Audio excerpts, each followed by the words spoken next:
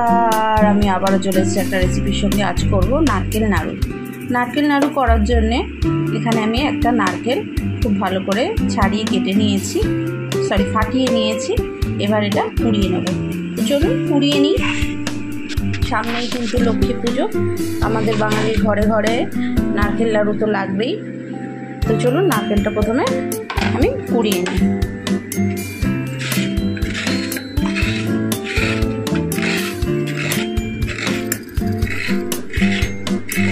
তো চলুন নারকেলটা কুড়িয়ে নিয়ে আর আসছি।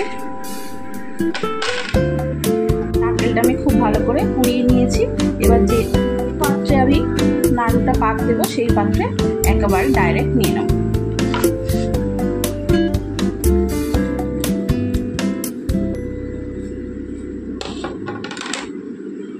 নিয়ে নিয়েছি আমি পাত্রের মধ্যে। এবার 1 মিনিট সময় ধরে এটা আমি মেখে নেব। মেখে নেওয়াটা কিন্তু খুব জরুরি। তো চলুন মেখে নিই। খুব ভালো করে আমি 1 মিনিট সময় দিয়ে মেখে নিয়েছি। এবার এর মধ্যে দিয়ে দেবো আমি আখের গুড়। আপনারা যে কোনো গুড় ইউজ করতে পারেন। এখানে আমি 200 গ্রাম মতো নারকেল কোড়া নিয়েছি। এখানে 300 গ্রাম মতো আখের গুড় দেব।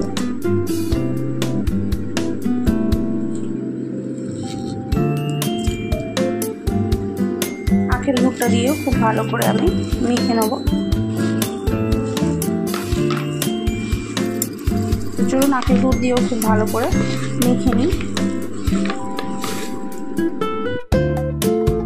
তো আমি বসিয়ে দিয়েছি মিডিয়াম হিটে। প্রথমে 5 মিনিট এটা পাক দিয়ে নেব।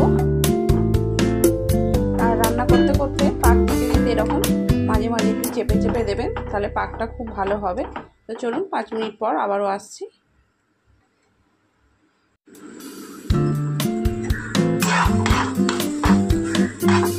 দেখুন আস্তে আস্তে কিন্তু রসটা শুকিয়ে আসছে। যত শুকাবে তত ড্রাইনেস আসবে।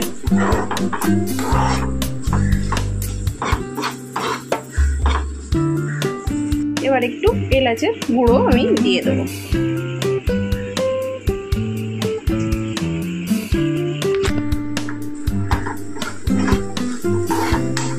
মিনিট হয়ে গিয়েছে। এবার আমি একদম গ্যাসটা লো ফ্লেম করে দেবো। এবার লো ফ্লেম করে দিয়ে 5 মিনিট আরও ভালো করে পাক দিয়ে নেব। তো চলুন লো ফ্লেমে আবারও 5 মিনিট ভালো করে পাক দিয়ে নিই।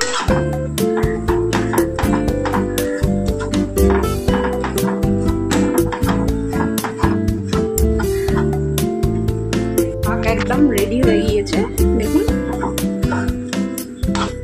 কড়া থেকেও ছেড়ে আসছে, কড়াতে কিন্তু আর লেগে নেই। তো চলুন এবার নামিয়ে একটু ঠান্ডা করে নিই। একটু ঠান্ডা হবে, একদম পুরোপুরি ঠান্ডা নয়, যাতে আমি হাতে ধরে লাড্ডুটাকে বাইন্ড করতে পারি।